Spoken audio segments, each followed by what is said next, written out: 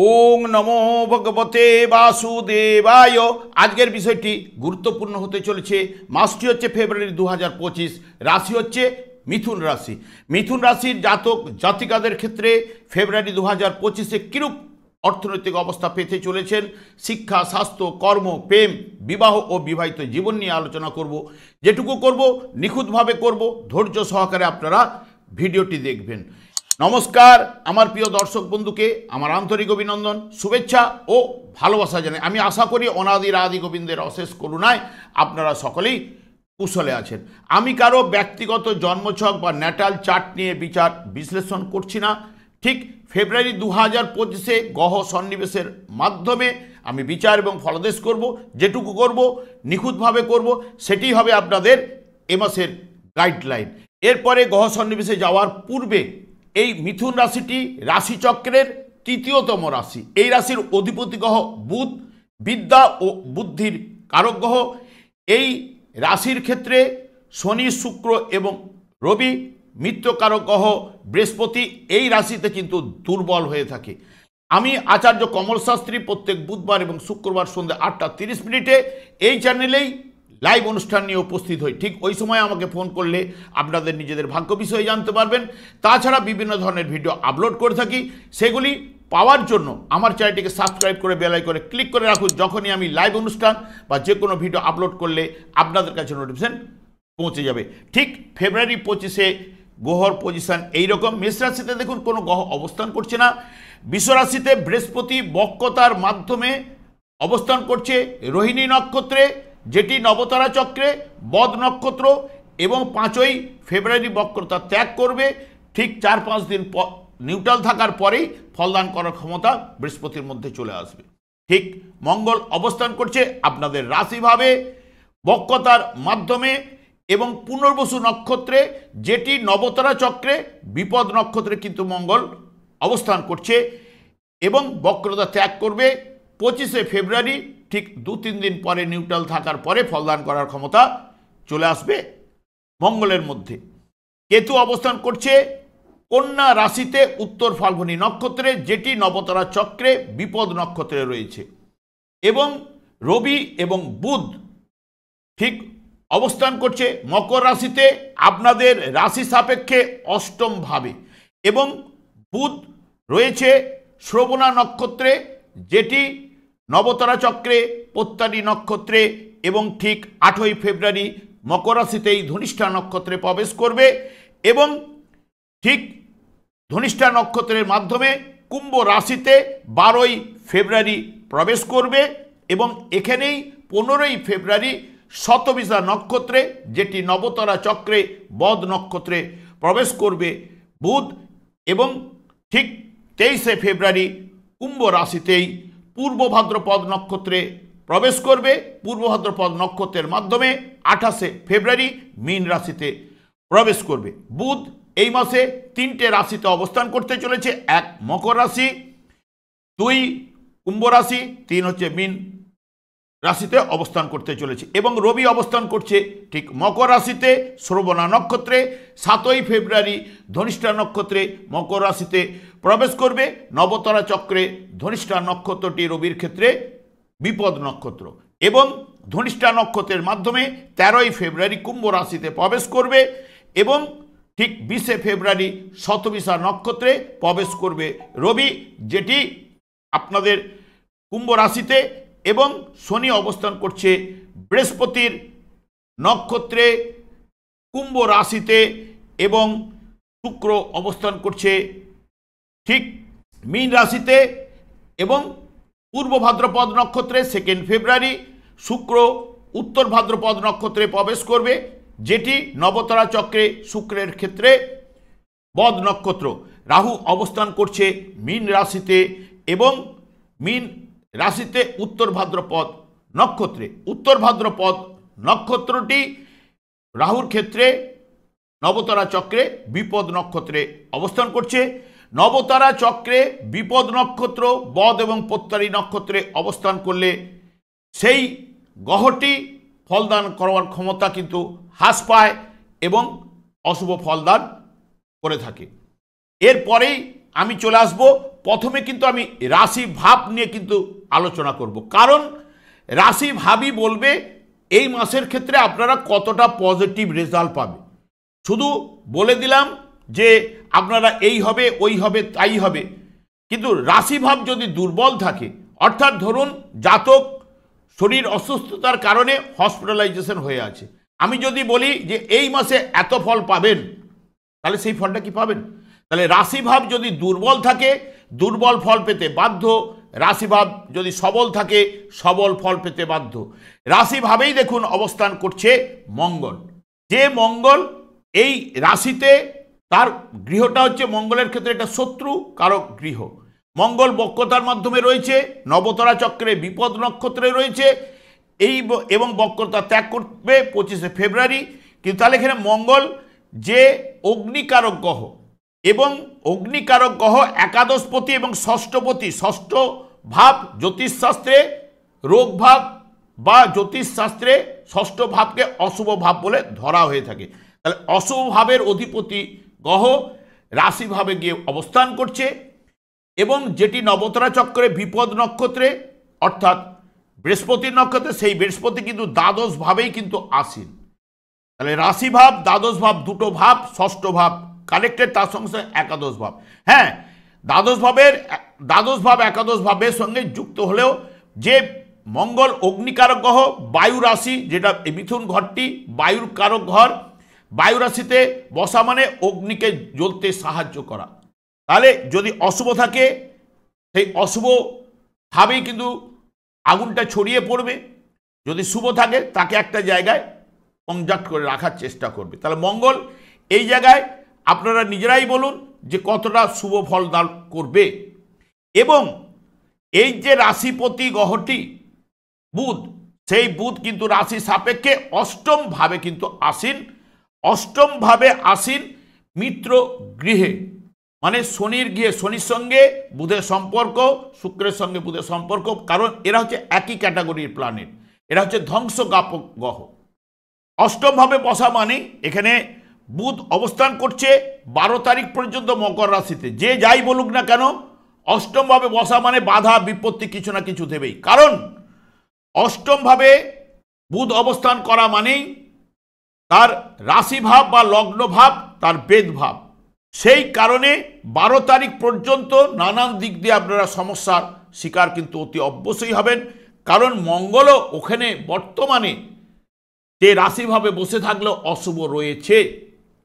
তাহলে এই 12 তারিখ পর্যন্ত নানান দিক দিয়ে দেখবেন টুকটাক হলো ঝামেলা ঝঞ্ঝট এগুলো পাবেনি, বা সমস্যার শিকার হবে, বা চোট আঘাত লাগার প্রবণতা ইত্যাদি ইত্যাদি, কারণ তৃতীয় ভাবের সঙ্গে কানেক্টেড আছে, এগুলো পাওয়ার সম্ভাবনা কিন্তু দেখাচ্ছে। রাশিভাব দুর্বল রয়েছে। যদি সব মিলিয়ে দেখেন, যেহেতু মঙ্গলের থ্রুতে একাদশ ভাবকে পাচ্ছে, এবং বুধও যেখান দিয়ে পাস করবে, বা বুধ যখন দ্বাদশ ভাব এই অষ্টম ভাব থেকে নবম ভাবে যখন গমন করবে, তখন কিন্তু পজিটিভ রেজাল্টগুলো আপনাদের মধ্যে আসবে। তাহলে 12 তারিখ পর্যন্ত মধ্যমের কাছাকাছি, এবং 12 তারিখের পরে অতি উত্তম ফল পাওয়ার সম্ভাবনা আপনাদের এই মাসে কিন্তু রয়েছে।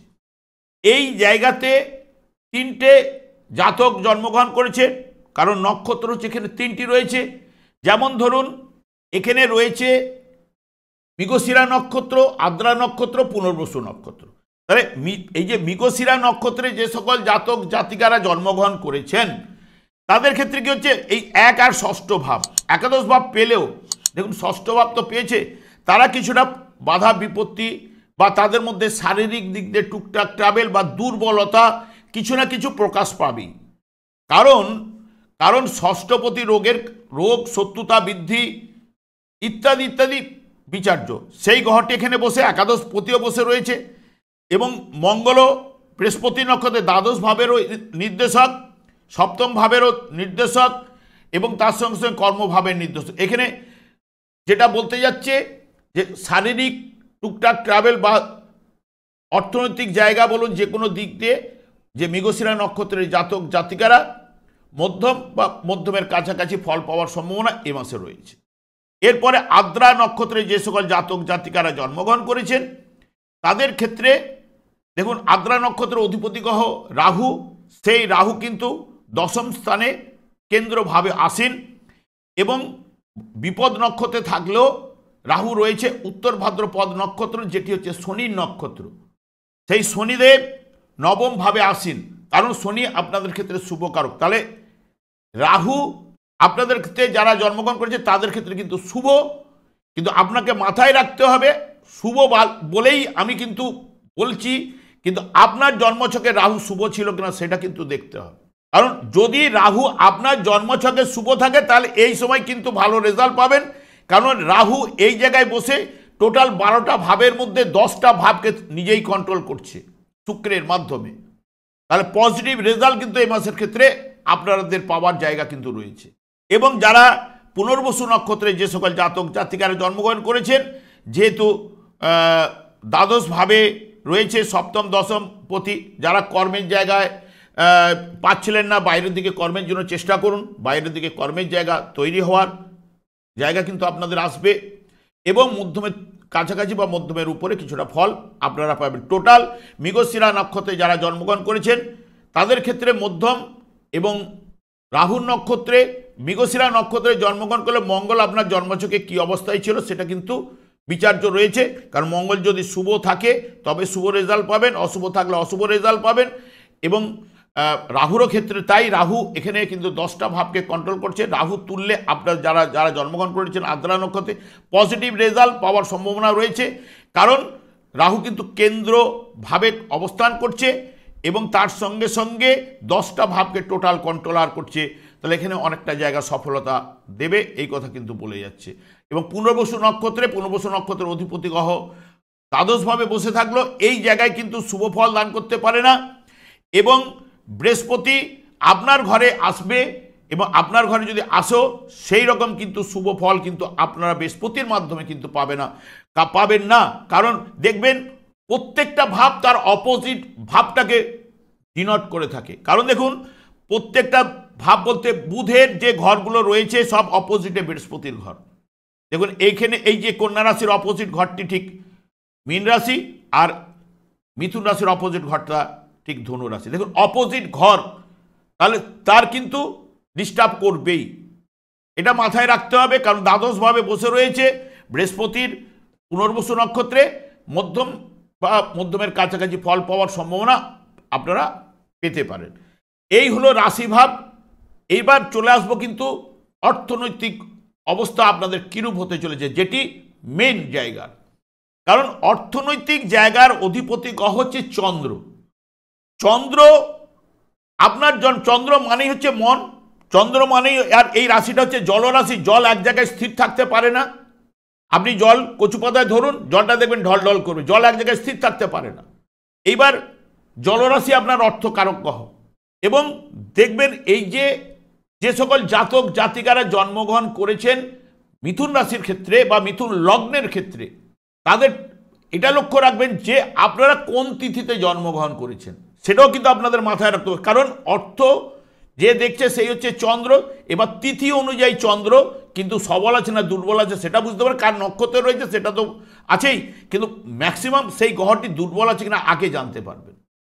কারণ দেখবেন ঠিক অমাবস্যাটা কাটলো মানে পূর্ণ অমাবস্যার পরে আস্তে আস্তে চাঁদ একটা করে বাড়তে থাকে, কলা বাড়তে থাকে, গিয়ে 16 কলা পূর্ণ হলে সেদিন পূর্ণিমা তিথি।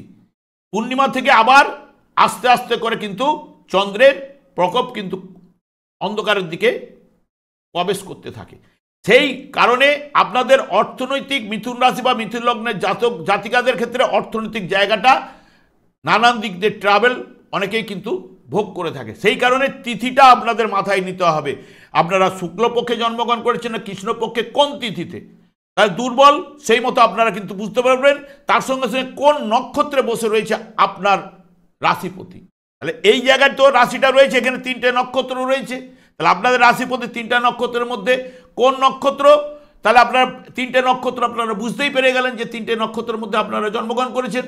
তাহলে এই মাসের ক্ষেত্রে কীরকম পাবেন এবং অর্থনৈতিক অবস্থাটা আপনারা এবার কোন তিথিতে জন্মগ্রহণ করেছে তাহলে দেখলেই বুঝতে পারবেন। কারণ আবার আরেকটা জায়গা, চন্দ্র মানে মন এবং মা, দেখবেন যার সঙ্গে মায়ের বনিবনা নেই তার অর্থনৈতিক জায়গাটা দেখবেন ঢলঢল করছে, আপনি লক্ষ্য করবেন এটাই পাবেন। কারণ চন্দ্র মানে মা, আর আপনাদের অর্থপতি ওই জায়গাটি। তাহলে ওই জায়গাটি যখন অর্থের জায়গা, অনেক সময় লোককে বুঝিয়ে বলবেন কথা, অনেক সময় বুঝিয়ে বলতে পারবেন না। মায়ের জায়গা দুর্বল থাকলেই, মায়ের সঙ্গে ডিস্টার্ব চললে, মা আপনাকে যদি না ভালোবাসে, আপনি মাকে না যদি ভালোবাসেন, কারণ এখানে চতুর্থভাবে কেতু রয়েছে। বৃহস্পতি যতই দৃষ্টি থাক, হ্যাঁ শুভ দৃষ্টি দিবে, কিন্তু পুরো গ্রহটাকে তো শুদ্ধ করে দিতে পারবে না বৃহস্পতি, কারণ বৃহস্পতি নিজেও তো যেখানে বসে রয়েছে তার ফলদান করার ক্ষমতা রয়েছে।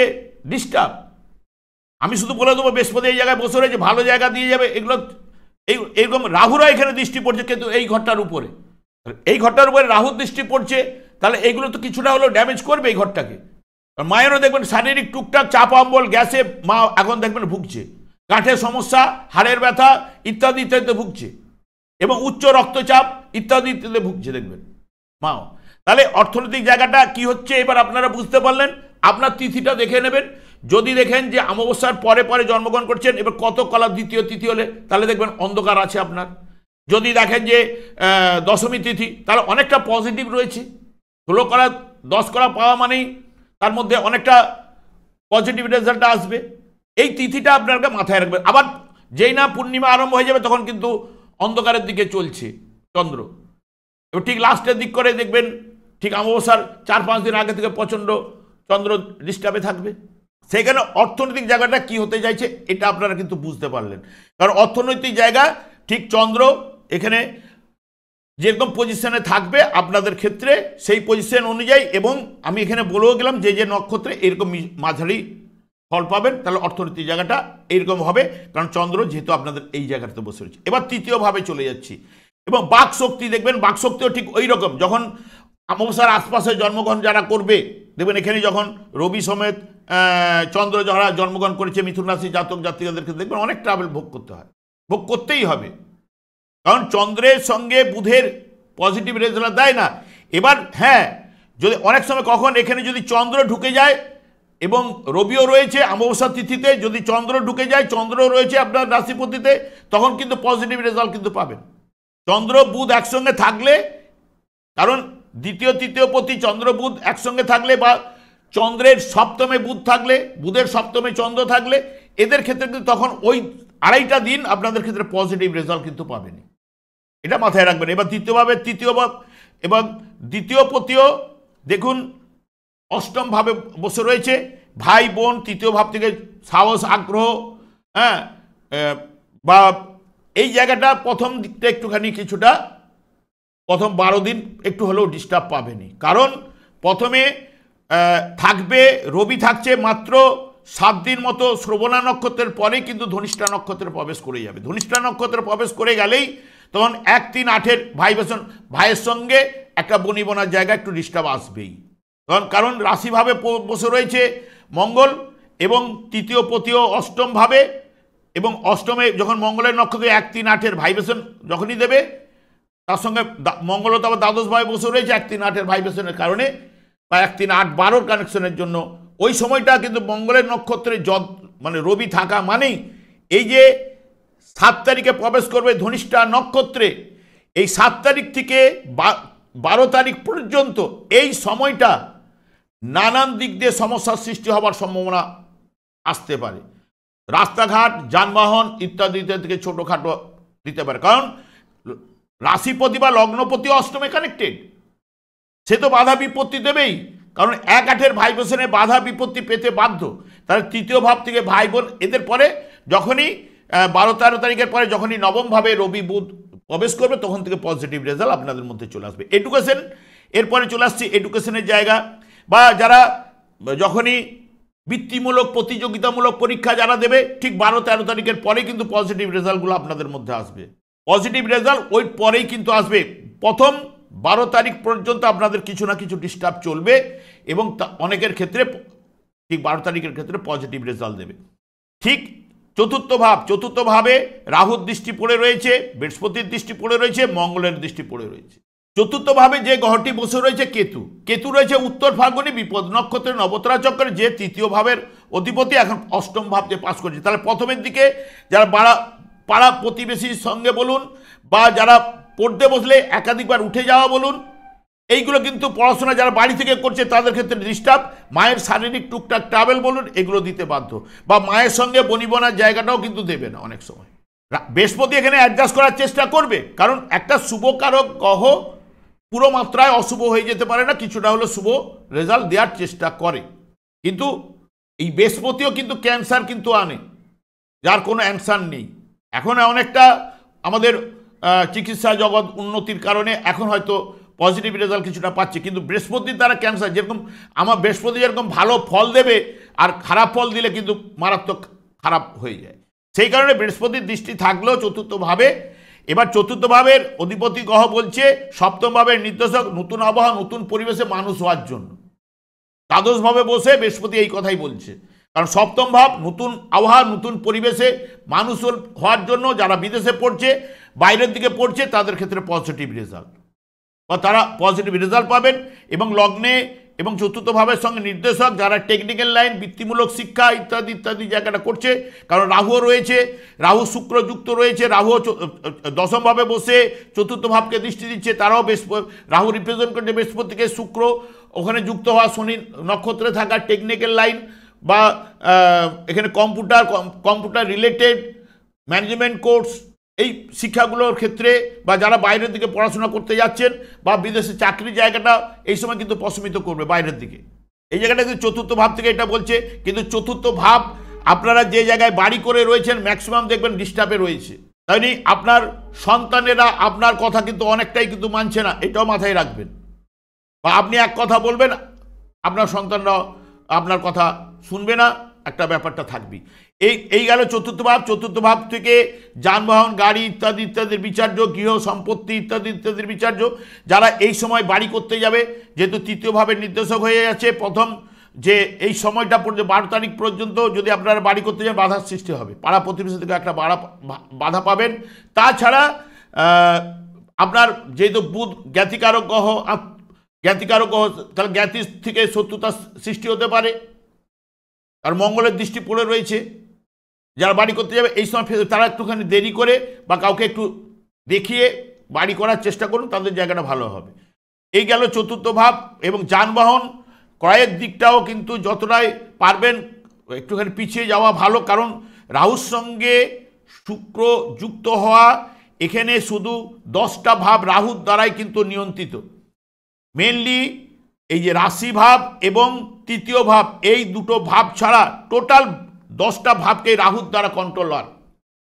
এখানে পঞ্চমপতি শুক্র এখানে দশমে বসে থাকছে। প্রথমে প্রেমটাকে ডিনোট করলেও যেহেতু শুক্র রয়েছে আপনার উত্তর ভাদ্রপদ নক্ষত্রে, সেই শনি নবমে রয়েছে, পঞ্চমের পঞ্চম, এবং এই রাশির ক্ষেত্রে শুক্র শনি শুভকারক গ্রহ। এরা থাকার জন্য প্রেমের জায়গাটা ভালো রয়েছে, বুদ্ধির বিকাশ, বুদ্ধি ঘটবে, এবং আপনারা যদি ঠিকমতো চিন্তা ভাবনা করে যদি এগিয়ে যান পজিটিভ রেজাল্ট আসবে। কারণ যতক্ষণ না বুধ নবমভাবে প্রবেশ করছে বা রবি নবমভাবে প্রবেশ করছে, অনেকে বলবে নবমভাবে যখন পিতা রবির সঙ্গে শনি, পিতা পুত্র একসঙ্গে জয়েন্ট হয়েছে, এটা শত্রুকারক। এখানে কিন্তু বেদ কিন্তু হবে না, কারণ গোচর ফলের ক্ষেত্রে রবি শনি বীজযোগ করবে না। যদি আপনার জন্মছকে রবি শনি একসঙ্গে থাকে, গোচর ফলে যখনই প্রবেশ করবে তখনই কিন্তু ডিস্টার্বটা আসবে। কারণ নবমভাবে এমনিতে শনি শুভ ফল প্রদান করতে পারে না, কিন্তু যেহেতু এই রাশির ক্ষেত্রে শনি পজিটিভ, অষ্টমপতি হলেও এখানে পজিটিভ, সেই কারণে শনি রবি এখানে নবমভাবে যখনই প্রবেশ করবে, যাদের ক্ষেত্রে এই নবম ভাব এবং পঞ্চম ভাবের অধিপতি গ্রহ নবম দশম ভাবের সঙ্গে কানেক্টেড হয়ে যাওয়ার জন্য পজিটিভ রেজাল্ট। আবার সব থেকে বিশেষ করে শনি বৃহস্পতির নক্ষত্রে থাকায়, বৃহস্পতি যখন রাশিভাবে যাবে, এই শনি যতদিন বৃহস্পতির নক্ষত্রে থাকবে ততদিন পজিটিভ রেজাল্ট বৃহস্পতির থ্রুতে আপনারা পাবেন।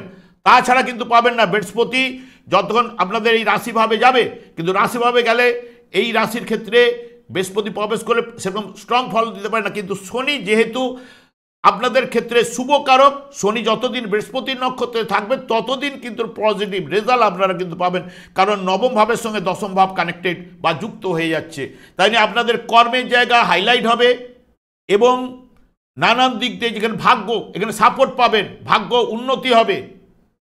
এবং সব থেকে বিশেষ করে যখনই বুধ রাশিপতি আবার দশমভাবে গিয়ে প্রবেশ করবে ঠিক 28 তারিখে, শুক্র এখানে পঞ্চমপতি দ্বাদশপতি হলেও পঞ্চমপতি হওয়ার জন্য এখানে তুঙ্গস্থ গ্রহের সঙ্গে নিচস্থ গ্রহ একসঙ্গে যখন ম্যাচিং হয়ে যাবে পজিটিভ রেজাল্টগুলো আরও ভালো পাওয়ার সম্ভাবনা আপনাদের ক্ষেত্রে এনে দেবে। কিন্তু জন্মছকে মাথায় রাখতে হবে অতি অবশ্যই রাহুকে শুভ জায়গায় থাকতে হবে, কারণ রাহু শুভ জায়গায় না থাকলে 1 এবং 3 এই রাশিভাব এবং তৃতীয় ভাব ছাড়া সব ভাবগুলো কন্ট্রোলার, যেরকম অর্থর জায়গাটাকে বাড়াবে। যেমন দেখুন আপনাদের ফাটকা কীরকমভাবে দিতে পারে, বা লটারি থেকে বা শেয়ার মার্কেট থেকে যারা গেন করে রেখেছেন। রাহু এখানে দেখুন দশমে বসলেও পঞ্চম ভাবের অধিপতিকে নিয়ে বসে রয়েছে, দ্বিতীয় ভাবে দৃষ্টি রয়েছে, একাদশ ভাবে দৃষ্টি রয়েছে। তার সঙ্গে সঙ্গে এখানে অষ্টমপতি আপনাদের এই রাশির ক্ষেত্রে শনিদেব অষ্টমপতি, তাহলে সেই রাহু শনিদেবের নক্ষত্রেই বসে রয়েছে।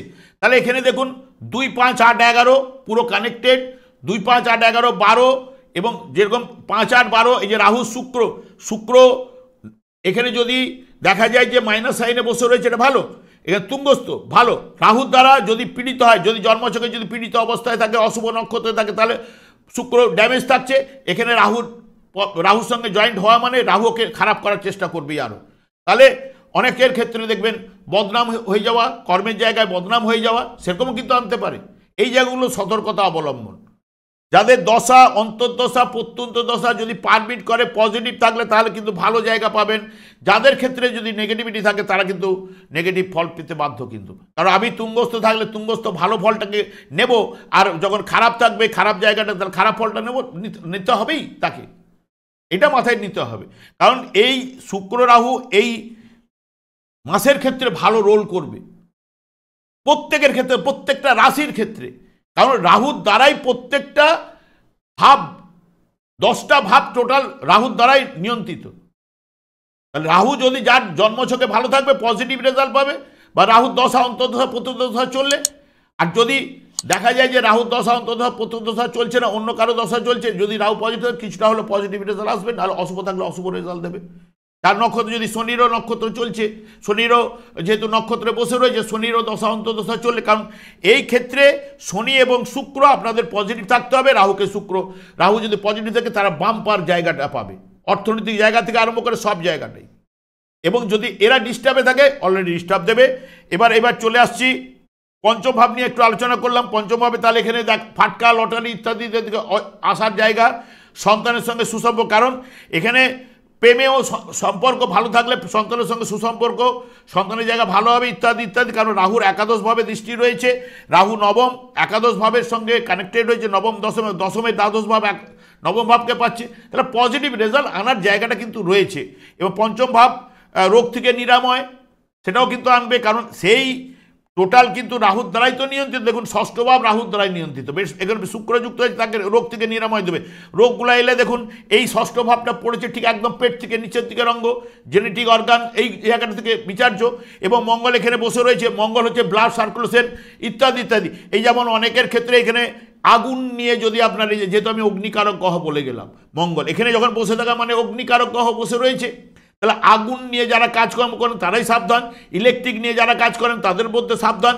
যারা জানে তারা, আপনারা যারা জানেন না তারা একদম আগাতে যাবেন না, পরিষ্কার কথা। মানে এই জায়গাটা অগ্নিকারকের সঙ্গে বায়ু যুক্ত হচ্ছে মানে বিরাট জায়গা।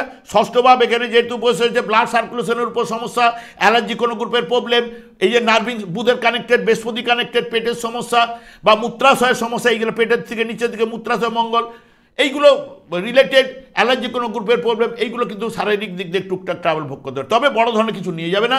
কারণ কেন, রাহু ষষ্ঠ ভাবের নির্দেশক, কারণ ষষ্ঠ ভাবের উপর রাহুর দৃষ্টি পড়েছে, বৃহস্পতির দৃষ্টি ষষ্ঠ ভাবের উপরে পড়েছে, তার সঙ্গে সঙ্গে রাহু যেহেতু শুক্রের সঙ্গে যুক্ত পঞ্চম ভাবের সঙ্গে নির্দেশক এবং একাদশ ভাবেরও নির্দেশক।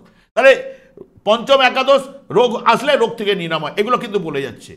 এটা গেল সপ্তম অধিপতি গ্রহ, সপ্তম ভাব থেকে প্রেম মানে বিয়ের জায়গা, এখানে প্রেমের জায়গাটা খুব গাঢ় প্রেম বা ভালো জায়গায় যাবে। কারণ কেন, পঞ্চমের পঞ্চম নবম ভাবের সঙ্গে কানেক্টেড আছে, দশম ভাব কানেক্টেড থাকলেও মাঝে মধ্যে টুকটাক হয়তো কথা কাটাকাটি, কারণ লগ্নে মঙ্গল আছেই, কারণ কথার ভাঁজের কারণে প্রেমের জায়গাটা একটুখানি দুজনের মধ্যে ঝগড়া অশান্তি মনোমালিন্য দিতে পারে, কিন্তু প্রেমটা কেটে যাবে এই কথা বলছে না, প্রেমটা আরও মধুর হওয়ার সম্ভাবনা রয়েছে। কারণ একাদশ ভাবের সঙ্গে রাহুর কানেক্টেড, তার সঙ্গে সঙ্গে নবম ভাবের কানেক্টেড, জোরালো প্রেম রয়েছে, তার জন্য কোনো অসুবিধার কিছু কারণ নেই। ষষ্ঠ ভাব নিয়ে বলে গেলাম। সপ্তম অধিপতি গ্রহ দ্বাদশ ভাবে বসে রয়েছে, এটা কিন্তু পজিটিভ, কিন্তু সপ্তম ভাবের নির্দেশক কিন্তু রাহু, সেও কিন্তু ষষ্ঠ ভাবে, সপ্তমের সঙ্গে ষষ্ঠ ভাবের নির্দেশক, কারণ বৃহস্পতির দৃষ্টি ষষ্ঠ ভাবে পড়েছে। সপ্তমে দ্বাদশ ষষ্ঠ ভাব পাওয়া মানে দুজনের মধ্যে একটু আন্ডারস্ট্যান্ডিং, ভুল বুঝাবুঝি, কিন্তু দ্বাদশ ভাবে বসে রয়েছে বলে যে এখানে যে ডিস্টার্ব দেবে বেশি পরিমাণে তা কিন্তু নয়, কারণ এখানে বৃহস্পতিও সপ্তম অধিপতি হয়ে চতুর্থ ভাবের নির্দেশক, একই ছাদের তলায় থাকবেন, চতুর্থ ভাব মানে হচ্ছে গৃহ, একই ছাদের তলায় থাকবেন, অশান্তি হবে এইটাই বলছে, কিন্তু বড় ধরনের কিছু নিয়ে যাবে না। যাদের আগে থেকে অশান্তি হয়ে আছে, ডিভোর্স ফাইল করেছেন, তাদের ক্ষেত্রে সমস্যা দেবে, কারণ এই মুহূর্তে সমস্যা দেবে না, এই সমস্যা থাকবে, ডিভোর্স ফিভোর্স পাবেন না। ডিভোর্সটা পেতে গেলে যত করলেও আপনারা যতক্ষণ না শুক্র একাদশ ভাব দিয়ে যতক্ষণ না গমন করছে ততক্ষণ পর্যন্ত একটু ডিস্টার্ব রয়েছে, যখন আসবে তখন আপনাদের ক্ষেত্রে বলে যাব। কারণ এখানে সপ্তম ভাব থেকে যারা ছাদের তলায় একই জায়গায় অ্যাডজাস্টিং জায়গাটা দেবে, বা অনেক সময় যদি ঝঞ্ঝট হয় বাবা এসে ম্যাচ মেকিং করে এইটা দেবে, এই কথাই বলে যাচ্ছে, পরিষ্কার কথা।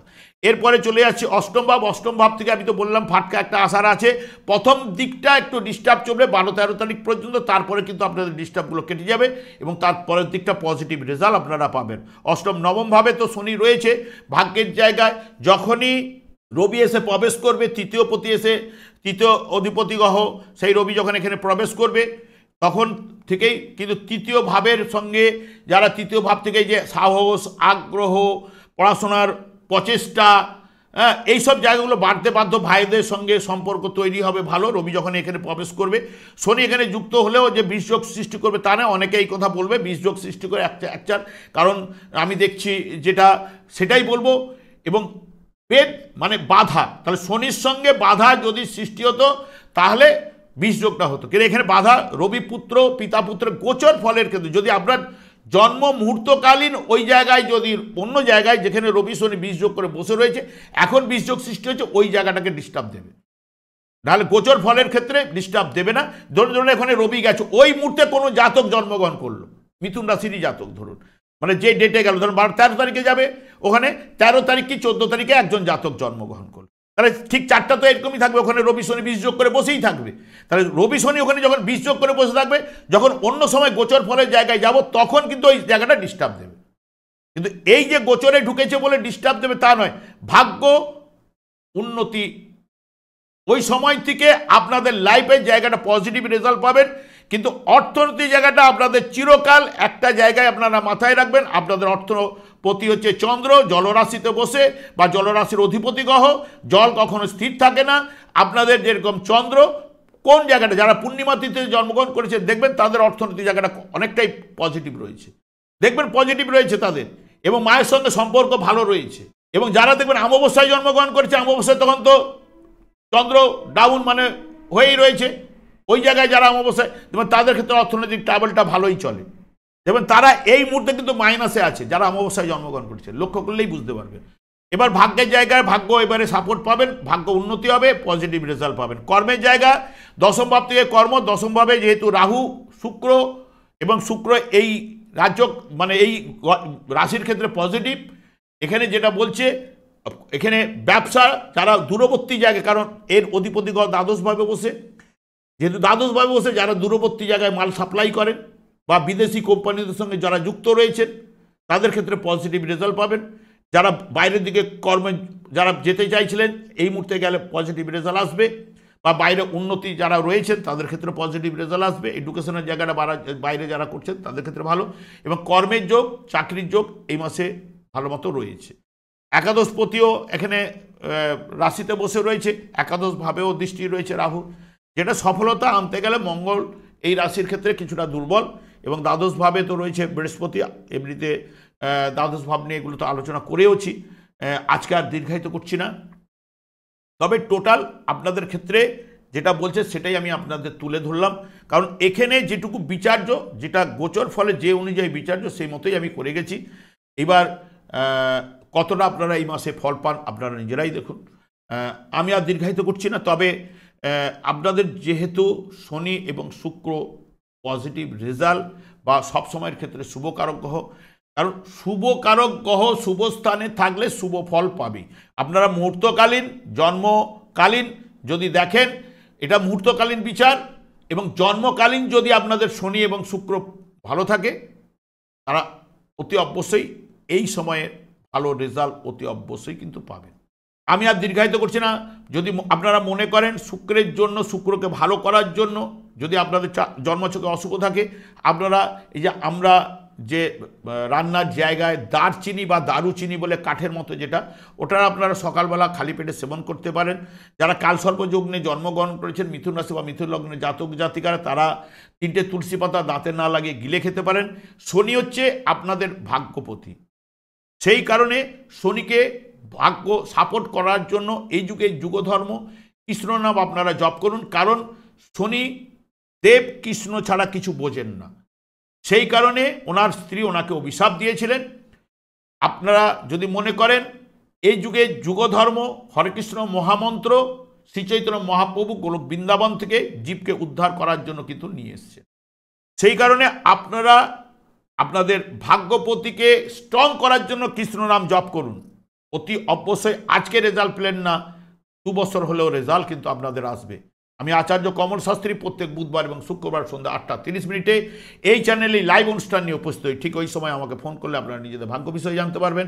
তাছাড়া বিভিন্ন ধরনের ভিডিও আপলোড করে থাকি, সেগুলি পাওয়ার জন্য আমার চ্যানেলকে সাবস্ক্রাইব করে বেল আইকনে ক্লিক করে রাখুন। যখনই আমি লাইভ অনুষ্ঠান বা যে কোনো ভিডিও আপলোড করব আপনাদের কাছে নোটিফিকেশন পৌঁছে যাবে। আমি অনাদিরাদি গোবিন্দের কাছে প্রার্থনা করি আপনারা ভালো থাকুন, সুস্থ থাকুন, আনন্দ থাকুন। আজ এই পর্যন্ত, পরের ভিডিওতে দেখা হচ্ছে। নমস্কার।